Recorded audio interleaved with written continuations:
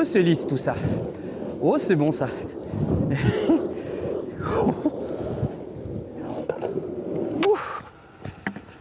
Et bonjour, comment ça va? Ah, il fait bon, il fait beau. Là, on est dimanche et je me suis chauffé pour sortir un peu skater, prendre l'air. Et je me suis dit, pourquoi ne pas vous embarquer avec moi, histoire que vous voyez un petit peu le process pendant mes entraînements. Et j'en profiterai aussi pour partager avec vous quelques tips. Et là, je m'adresse surtout aux débutants. Je sais qu'il y en a beaucoup parmi vous qui peut-être viennent d'acheter un longboard ou viennent de recevoir un longboard à Noël et vous ne savez pas quoi en faire parce que vous ne savez pas par où commencer. Et ça, il y en a beaucoup dans mon entourage qui sont dans la même situation et qui laissent leur longboard à la maison tout beau, tout neuf parce qu'ils sont un peu perdus. Mais avant, je vais quand même aller skater un petit peu là, il n'y a personne et je vous avoue que j'ai un peu la dalle de skate là, j'ai trop envie de skater, mais on se retrouve juste après pour les petits tips dont je vous ai parlé. Allez, à tout de suite.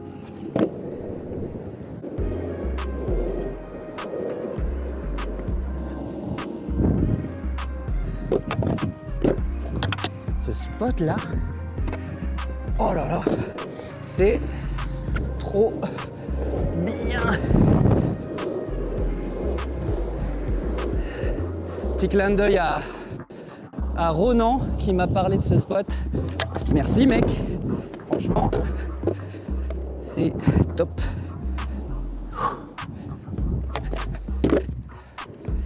Ah oui, tu vois, j'ai même pas commencé par l'échauffement. Oh là là, c'est pas bien, il faut s'échauffer avant. J'ai une petite technique quand je vais rider, évidemment quand je n'oublie pas quoi. Je fais plusieurs tours comme ça où je pousse des deux côtés, donc je pousse un petit coup là, un petit coup là. Bon là ça descend, je vais vous montrer quand ça remonte un petit peu. Pas de geste brusque, juste des pushes comme ça. Un coup à droite, un coup à gauche.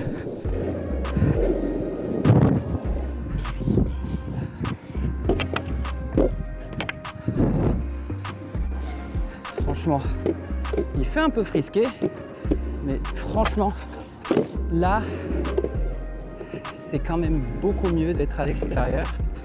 Profiter de beau temps, se bouger, faire du sport. Bon d'accord, on est dimanche. J'aurais pu rester sur ma couette.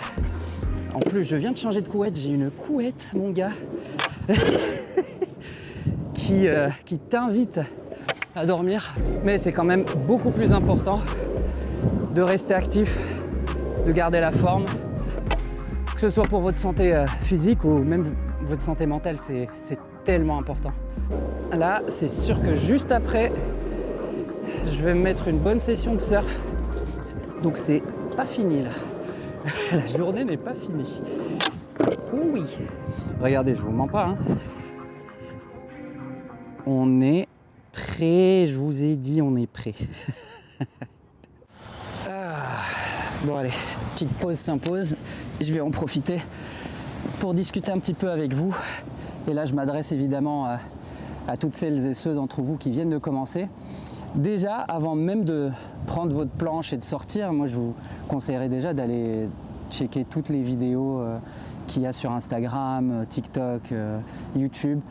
Sur ma chaîne, vous pouvez regarder plein de vidéos. J'ai déjà fait plein de vidéos où je vous explique un petit peu les bases, des figures un peu plus avancées, le choix des équipements, etc. Je vous donnerai tous les liens. D'ailleurs, vous allez trouver tous les liens dans la description. Évidemment, si vous n'avez pas encore acheté votre longboard, si vous êtes intéressé par le longboard dancing, moi je vous conseillerais une planche polyvalente. Donc qui va pas être hyper grande, pas trop petite, juste ce qu'il faut pour faire du dancing et pour faire des figures de freestyle. Les figures de freestyle, ça ne va pas venir tout de suite, c'est automatiquement des figures avancées, mais au moins vous aurez une planche dès le début sur laquelle vous allez investir et qui va vous durer tout le long, sur tout le long du process d'apprentissage. Tenez, je vais vous montrer ma planche, la planche que j'utilise. là ce que vous voyez c'est une planche de la marque Loaded Boards et le modèle s'appelle Matahari. C'est une planche qui fait 1,15 m si je me trompe pas. Je vais vous la montrer un petit peu de plus près. Hop, c'est un peu trop près, voilà. Donc comme vous voyez, pour moi c'est vraiment le shape, donc la forme parfaite pour faire du dancing freestyle.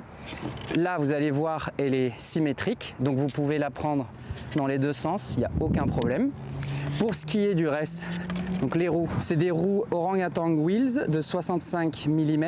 Et moi en général, j'utilise des roues avec une dureté, on va dire, moyenne. C'est-à-dire que ça va accrocher quand je veux que ça accroche et ça va déraper quand je veux que ça dérape. Là, pour les trucks, donc les trucks, c'est ça, c'est l'axe en métal sur lequel on met les roues. La longueur des trucks, la longueur parfaite des trucks pour faire du dancing, c'est 180 mm. Donc si vous achetez des trucks, assurez-vous que ce soit des trucks de 180 mm. Après, il y a, je vais essayer de me rapprocher au max. Alors là, c'est les gums qu'on appelle les bushings. Et ça, c'est hyper important. Pourquoi? Parce que c'est ces bushings là qui vont vous permettre d'aller de droite à gauche comme ça, de carver. Donc si vous choisissez des gommes trop dures, bah, le carve il va être dégueulasse, vous allez le sentir. Pour le dancing en général, on choisit des bushings soft, donc mous, pour pouvoir faire ces ondulations d'une manière très fluide. Alors là, vous venez d'acquérir une nouvelle longboard ou vous venez de vous faire offrir une board pour Noël et vous voulez commencer par quelque chose mais vous ne savez pas par quoi. Donc c'est très facile. Au tout début, le plus important c'est de savoir comment vous allez vous positionner sur la planche. Et donc il y a deux termes, regular et goofy. Donc goofy, vous allez pousser avec la jambe gauche. Et donc vous allez vous positionner comme ça avec la jambe droite devant.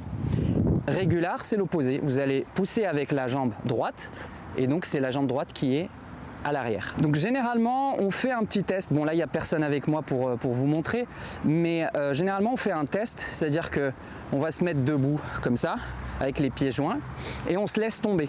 Mais sans réfléchir, il faut surtout pas réfléchir, juste se laisser tomber et on voit quel pied va finir devant en premier. Donc généralement, tu vois là par exemple, hop, je sais que c'est mon pied droit, donc moi je suis régular, donc je pousse avec mon pied droit. Donc déjà, une fois que vous avez cette information, vous allez vous mettre sur la planche. Donc si vous êtes régular, vous allez vous mettre à droite de la planche et là vous pouvez poser votre pied gauche sur la planche. Et si vous êtes goofy, vous allez vous mettre à gauche de la planche et vous allez poser le pied droit sur la planche. Donc comme ça on évite les dingueries de ça, machin, non. Non, parce que c'est hyper dangereux et le fait de croiser la planche en descendant ou en montant, c'est jamais bon. Donc là maintenant on va parler du positionnement des pieds sur la planche. Alors attendez, je vais prendre mon téléphone, comme ça je vais vous montrer de plus près. Une fois que vous voulez vous positionner sur la planche, le pied qui est sur la planche, vous allez le mettre tout droit, donc comme ça. Pas au milieu, pas derrière, pas trop devant, donc jamais sur les vis. Ça, c'est pas bon du tout. Juste avant les vis. Okay. Et après, une fois que vous positionnez votre pied comme ça, vous allez appuyer dessus pour pousser avec l'autre pied. Et une fois que vous poussez, l'autre pied il va arriver derrière directement. Alors, vous restez jamais dans cette position. Une fois que vous mettez le pied arrière sur la planche, celui-là, directement vous le positionnez comme ça. Parce que là, si vous gardez votre pied avant tout droit, ben, dès que vous allez perdre l'équilibre, tout de suite, hop, ça part. Ça part en cacahuète. Maintenant, il y a une autre information très importante. Une fois que vous êtes sur la planche, évitez d'être comme ça, perpendiculaire avec la planche. Pourquoi? Parce que là, vous vous fermez tout cet angle-là. Donc ça là, non, non, non, non, non. Ce qu'il faudrait faire plutôt, c'est d'ouvrir cet angle-là en laissant le pied avant un petit peu en diagonale par rapport à la planche. Et comme ça, au moins, là, quand vous roulez, bah, vous avez tout cet angle-là qui est ouvert et ça sera beaucoup plus agréable que si vous étiez comme ça et à chaque fois que vous regardiez dans ce sens, ça fait un petit peu mal à la nuque. Maintenant que vous savez comment vous positionnez sur la planche, pousser pour avoir de la vitesse, soufflez un petit coup et allez-y doucement. Je dis ça parce que dans mes cours, dans les cours que je donne, j'ai remarqué qu'il y a plein de gens, une fois qu'ils se sentent un petit peu à l'aise sur la planche, ils commencent à tenter des dingueries. Donc c'est hyper dangereux, il faut y aller doucement, tâter le terrain petit à petit. Donc moi ce que je conseillerais, c'est une fois que vous êtes à l'aise avec votre position et que vous êtes dans un spot comme ça sécurisé où il n'y a pas de passage de voiture, il n'y a pas de piétons, etc. Juste poussez, prenez un peu de vitesse et essayez d'aller un petit peu de droite à gauche comme ça, essayez de carver. C'est juste pour que votre cerveau intègre un petit peu, petit à petit, cette sensation de glisse. Donc vous allez un petit peu comme ça, doucement, sans aller trop vite. Voilà, juste carver gentiment. Alors pour ce qui est du carving, j'avais fait une vidéo il y a un petit moment déjà, que vous pouvez aller checker là, quelque part, vous pouvez cliquer, ou je vous laisse le lien dans la description, et comme ça vous avez vraiment tous les détails par rapport à comment vous positionner pour avoir un carving hyper fluide. Et si vous voulez avoir un peu plus de détails par rapport aux équipements qu'il faut choisir quand on commence, bah vous pouvez aller checker cette vidéo quelque part, je sais jamais où c'est, où j'ai donné plein d'informations par rapport à tous les équipements, notamment les équipements de protection, la planche, les roues, les trucks, etc. Comment choisir. Cette vidéo elle est beaucoup plus détaillée, je pense que vous aurez toutes les informations dont vous avez besoin. Et pour finir, même si bon, je pense que je l'ai fait à l'envers, mais je parlais de dénivelé, etc. Mais évidemment, avant d'attaquer même des petits dénivelés, il faut savoir quand même freiner. Donc le freinage, c'est hyper important, il faut l'apprendre avant toute chose, avant de commencer les tricks, les steps, les machins. Donc le freinage, ça s'appelle en anglais le drop foot, et en fait vous allez freiner avec le pied avec lequel vous poussez, et ça donne un truc comme ça. Tac, voilà. Donc je vais vous montrer rapidement comment le faire. La première chose, c'est que vous soyez goofy ou régulier, il faut que vous soyez à l'aise déjà en équilibre sur une jambe. Donc essayez de faire cet exercice-là, de vous mettre sur une jambe, d'essayer de contrebalancer pour rester en équilibre. Ça, c'est hyper important. Une fois que vous allez vous sentir un peu plus à l'aise sur cette position d'équilibre, bah, après, il n'y a plus qu'à descendre l'autre pied. Donc vous allez plier celui-là, vous descendez, vous posez l'autre pied légèrement et vous appuyez progressivement jusqu'à ce que vous vous arrêtiez. Alors si vous voulez, vous pouvez aussi vous aider de vos bras pour garder un peu cet équilibre-là. Donc, parce que là, le pied qui va freiner, il va avoir tendance à vous tirer vers lui. Donc il faut toujours compenser dans l'autre sens.